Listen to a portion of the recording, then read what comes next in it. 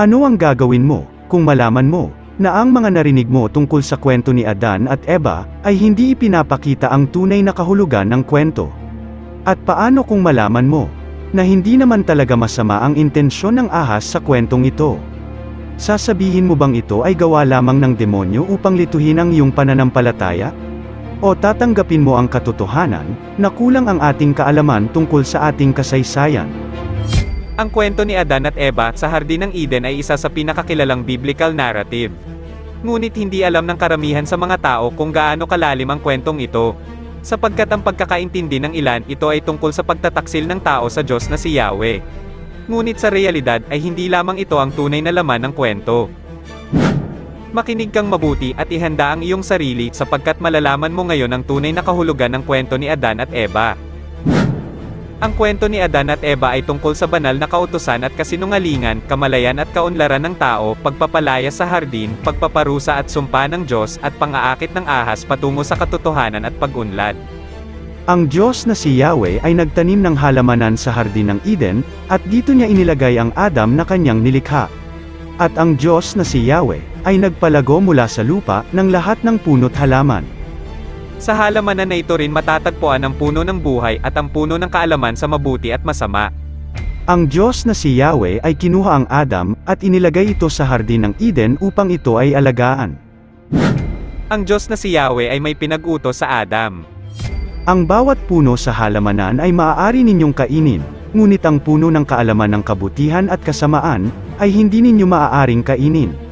Sapagkat sa araw na kumain kayo sa punong ito, tiyak na kayo ay mamamatay. May dalawang mahalagang puno sa kwentong ito. Ito ay ang puno ng buhay at ang puno ng kaalaman. Maaari nilang kainin ang bunga ng mga puno maliban lamang sa puno ng kaalaman. Sa bahaging ito ng kwento ay biglang dumating ang ahas upang tuksuhin ang dalawa laban sa babala ng Diyos na si Yahweh. May sinabi ba ang Diyos tungkol sa puno na hindi ninyo maaaring kainin? Sumagot si Eva at sinabi, Ang lahat ng puno sa hardin ay maaari naming kainin, ngunit ang puno ng kaalaman ng kabutihan at kasamaan ay hindi namin maaaring tikman o hawakan, sapagkat kami ay mamamatay. Sumagot naman ang ahas, Isang malaking kalokohan. Hindi naman kayo mamamatay sa oras na kumain kayo sa puno ng kaalaman.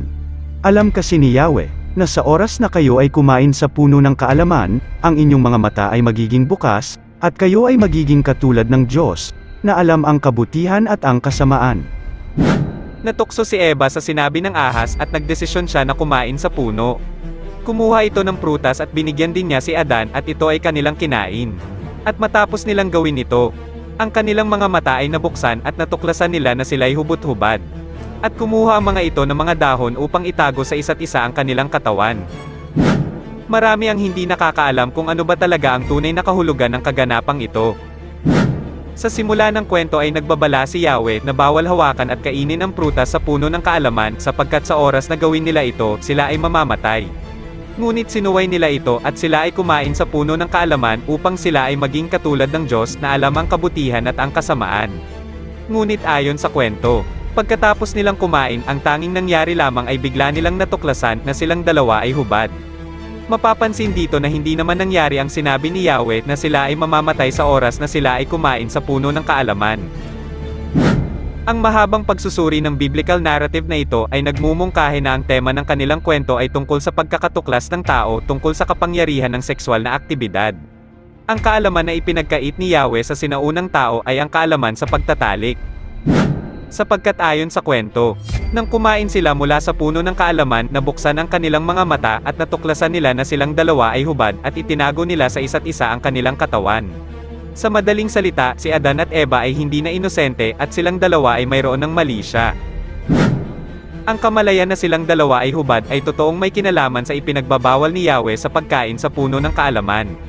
Sapagkat sa oras na sabihin ni Adan kay Yahweh na siya ay nagtatago dahil siya ay hubad, ay alam na agad ni Yahweh ang ginawa ng dalawa. Ayon sa kwento, narinig ng dalawa na naglalakad papalapit si Yahweh. At silang dalawa ay nagtago sa mga puno. Tumawag si Yahweh. Nasaan kayo? Sumagot si Adan at sinabi, Narinig kita na naglalakad papalapit sa amin.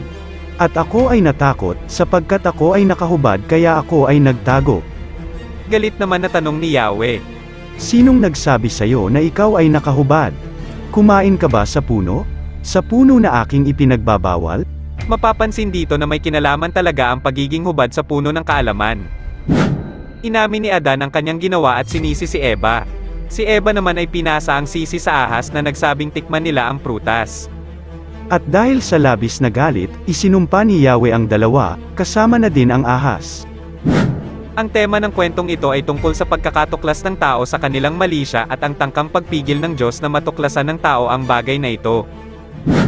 Sa mga hindi nakakaalam, hindi pa natuklasan ang buong bersyon ng kwento ni Adan at Eva at walang duda na ang kwentong ito ay galing din sa bersyon ng Sumerian civilization.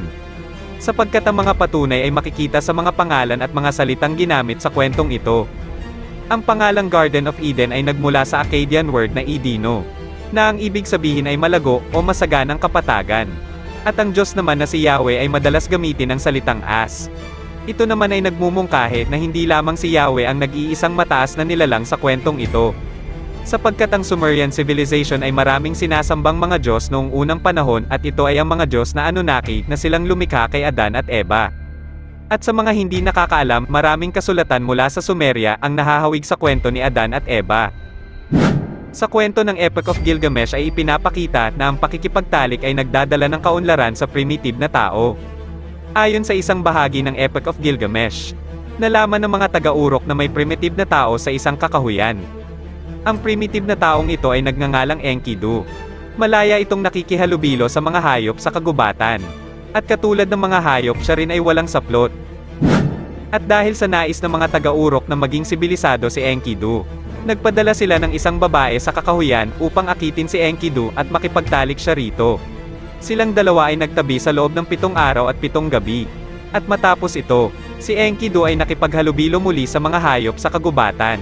Ngunit ang pakikipagtalik niya sa babae ay nagdala ng pagbabago sa kanyang sarili. Sapagkat si Enkidu ay hindi nakatulad ng mga hayop. Siya ay mayroon ng mali siya dahil tinatakpan na nito ang kanyang ari. Sa madaling salita, si Enkidu ay natututo ng manamit. At dahil sa pang-aakit ng babae, si Enkidu ay katulad na ng isang Diyos.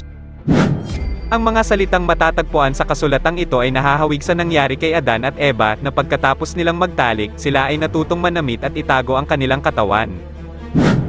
Ayon sa sinabi ng ahas, sa oras na gawin nila ito, sila ay magiging katulad ng Diyos. Ngunit ang tanong, katulad ng Diyos, ngunit sa paanong paraan? Ano nga ba ang tinutukoy ng ahas sa sinabi niyang ito? Kung ano man ang pinagkait ni Yahweh kay Adan at Eva, ito ay isang mahalagang bagay.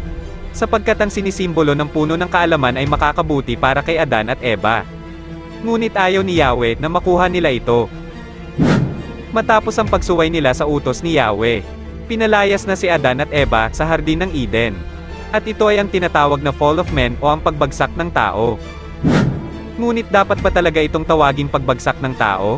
Sapagkat kung iintindihin mong mabuti ang kwento, maganda ang nangyari kay Adan at Eva nang sila ay palayasin dahil lumalabas na kung hindi kumain si Adan at Eva sa puno ng kaalaman, sila ay mamumuhay sa hardin na mananatiling walang alam at hindi sila magkakaroon ng anak. Ang kakayahang magbuntis at magkaroon ng anak ay nakuha lamang ni Eva matapos nilang kumain sa ipinagbabawal na puno ni Yahweh. Sa madaling salita, ayaw ni Yahweh na makuha ng mga tao ang kakayahang magkaroon ng anak. Sa katunayan ay hindi mo dapat isipin na masama ang ahas sa kwentong ito. At higit sa lahat ay dapat pa nating magpasalamat sa ahas na ito dahil sa pang-aakit nito kay Eva na kumain sa puno. Sapagkat kung hindi niya inakit si Eva na kumain sa puno ng kaalaman ay hindi sila magkakaroon ng anak at hindi dadami ang mga tao.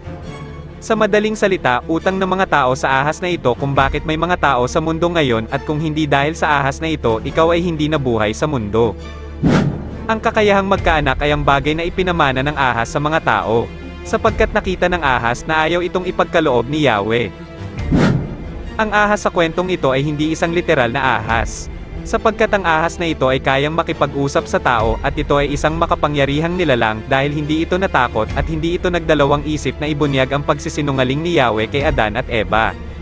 At sa mga hindi nakakaalam, ang ahas na ito ay ang Diyos na si Enki. At ang Diyos na si Yahweh naman ay si Enlil.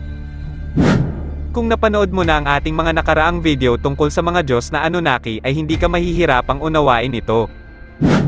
Si Enki at Enlil ang pinakamakapangyarihan sa mga Anunnaki na nasa daigdig. Ang dalawang Diyos na ito ay magkapatid. Ngunit silang dalawa ay magkaribal sa kapangyarihan. Si Enlil ang taga-disiplina sa lahat ng Anunnaki sa daigdig at ganoon na rin sa mga tao. Siya ay ang Diyos na ayaw bigyan ng kakayahang magbuntis ang mga tao. Ito ay dahil natatakot si Enlil na dumami ng husto ang mga tao at ayaw nito na maging kasing talino ng mga tao ang mga Anunnaki. At si Enki naman ay ang lumikha sa mga tao. Si Enki ay hindi katulad ng kanyang kapatid. Nais ni Enki na turuan ang mga tao ng kaalaman. Gusto nito na maging katulad din ng mga Diyos ang kanyang mga nilikhang tao. Hindi siya katulad ng Diyos na si Enlil sapagkat si Enki ay mapagmahal at tunay na nagmamalasakit sa kanyang mga nilikhang tao. Siya ay ang Diyos ng karunungan at tagatuklas ng kaalaman. Si Enki ay ginawang ahas sa kwento ni Adan at Eva sapagkat ang ahas ang simbolo, larawan at imahe ng isang sikretong grupo ng mga banal at makapangyarihang mga Diyos. Ito ay ang mga Diyos na tumututol at sumasalungat sa maling pagpapatakbo ng kanilang kataas-taasang Diyos. Ang sikretong grupong ito ay ang tinatawag na Brotherhood of the Snake.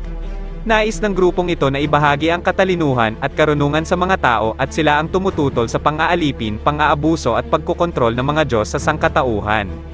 Ang Brotherhood of the Snake ay isang sikretong grupo ng mga banal at makapangyarihang mga Diyos. Ito ay grupo ng mga rebelding Diyos na sumasalungat sa maling pagpapatakbo ng kanilang Supreme God. Kung pag-aaralan mong mabuti ang kasaysayan at gagamitan ng talino, malalaman mo na hindi naman talaga masama ang intensyon ng ahas sa kwento ni Adan at Eva.